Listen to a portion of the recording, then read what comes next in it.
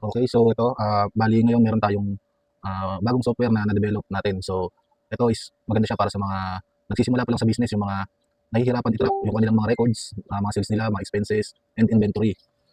So ito is napaka-simpleng software lang na maaari natin magamit para ma-monitor natin yung ating mga kita at ang mga expenses natin at ang mga inventory. So itong ano na to is tutorial on how to use this software. So simulan na natin. So itong software na to is ang tawag dito is Biz Control. So dito, nakikita nyo ito yung kanyang dashboard. So bali ito pala meron itong data may mga nakalagay na data dito ating sa ating application. So ito makikita nyo yung dashboard. So dito sa bandang kaliwa, dito natin makikita yung navigation niya. So yan, nakita nyo ito yung business logo natin. Pwede natin balitan yan sa settings and yung ating business name. So ito hindi lang siya for printing business. So pwede rin siya magamit sa iba pang mga business, small business mostly. So okay, simulan na natin. So dito, so ito ating dashboard. So sa dashboard ang makikita natin is ito. Ito yung total cash balance. So ito yung kabuuang kita ng ating business. And then dito naman ito yung ating kinita for this month. So for example ito. So this month wala pa tayong so today is March 21, 2026. So dito, so wala pa tayong nilalagay na data dito sa month ng March. So and then dito naman sa baba, meron siyang calendar. So dito sa calendar yan, kita nyo. So ito March 21 yun. Pwede tayo dito maglagay ng mga schedule. So example, sa Monday, March 23, click lang natin yung date. So pwede tayo maglagay ng event dito. So yan, maglagay ng event schedule for this day. Example, maglalagay tayo ng bagong event. Example, meeting. Yan. Meeting with client. Meeting with client. Then, so category meeting. So ito kasi, meron dito mga color coding. So para mabilis natin makita, isang tingin pala natin dun sa calendar is makikita na agad natin kung ano meron dun sa araw na yun. So example, meeting. So blue, description. So pwede natin lagay dito kung ano yung mga details kung saan. Kumari sa restaurant with client, with client. So ayan, example. So save event lang natin. So pag na-save event na natin siya, makikita nyo nagkaroon ng dot. So isang tingin mo pala makikita mo kulay blue. Alam mo na may meeting ka sa Monday, sa March 23. So pwede mo rin dagdagan yan. Example, ano naman, example may delivery ka. So delivery of example document printing. Yan. So dito, halagyan sa category delivery, then booking. Via Lalamove, example. Lalamove, tapos pwede natin lagay yung location. So yun na lang. So pag nag-save event tayo, so yan, makikita na natin. So meron tayong meeting. So ito yung event, meron tayong meeting, meron tayong delivery. Okay. And dito naman, contacts directory. So dito pwede tayong mag-save ng mga contacts natin. So example, full name. Jose Rizal. So ano ba siya? Client, supplier, staff, partner. So okay na bahala. Example, client. Then, so description. Client mo siya saan? Then yung contact number, 1, 2, 3. Email address niya, physical address, social media. And social media, yun. Tapos add to contact lang. Yan. So magpopopulate siya dito. So kada bukas mo ng manage contacts mo yan. Kita mo yung mga details niya. Okay, example, add naman tayo ng example, si supplier. O supplier natin si Photolak. So supplier siya ng printing.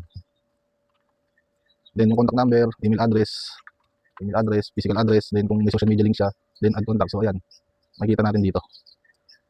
Okay, now, so yun lang yung sa dashboard. So now proceed naman tayo dito sa next is transaction. So dito naman sa transaction, so ayan, ito is yung mga daily transaction of income and expense. So more or less ano to para siyang ledger for cash flow. So makikita niyo dito may mga record na siya yan. So makikita niyo may expense, may income. So kung kunwari example meron tayo ngayon na transaction. So click lang natin itong entry.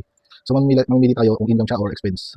Example income. So ngayon example may bumili sa atin example yung last transaction ko is kunwari calling cards 6 set. Then pero pwedeng lagyan ng category pero optional lang naman. Then yung amount 2,100 example. So save transaction. So ayan.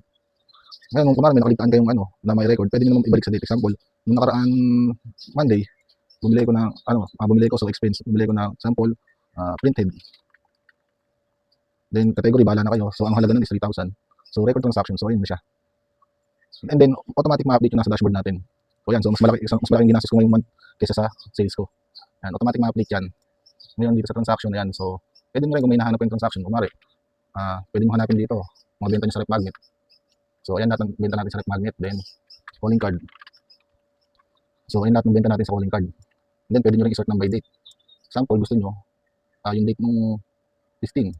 So wala tayo, hindi pala, wala pa pala yan. So noong February 10, so noong February 10, ito lang lahat ng transaction kung February 10. Yan. Scale mo lang. Ngayon, pwede mo naman siyang i-sort kung income lang lahat. Ayan. And then kung expense lang lahat. Yan. And then kung gusto mo i-reset ito. Yan. Then proceed tayo naman sa susunod is yung analysis. So dito sa analysis, parang mabilis ang outlook lang siya para makita natin kung kumikita pa ba tayo. So dito, so ito na yung naging total sales natin for this year.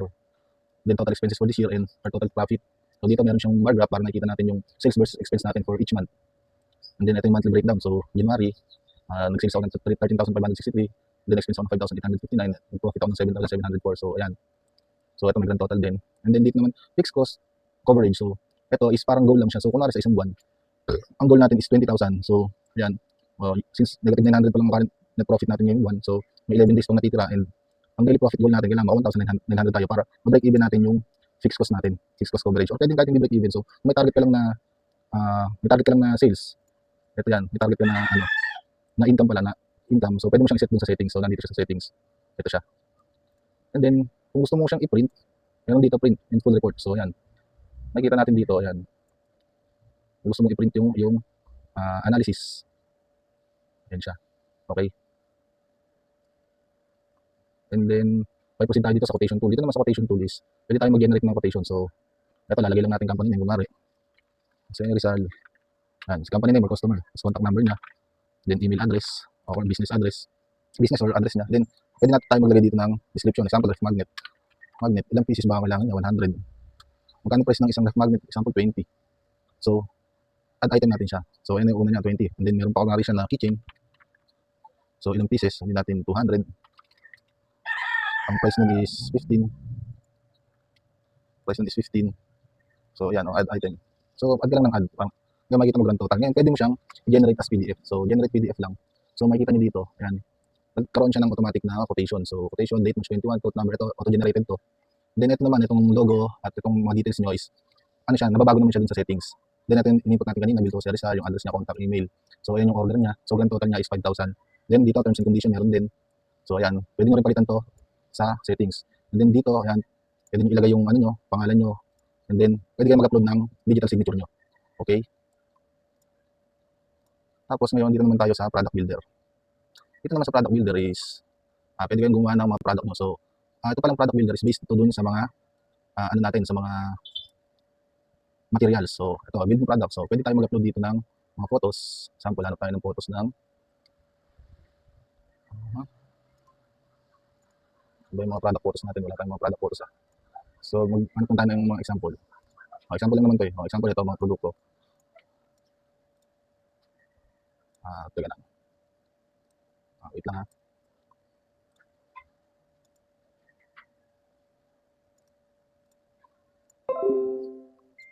So, ito, so, sa product builders, nag-create tayo ng product. So, kuha tayo ng picture.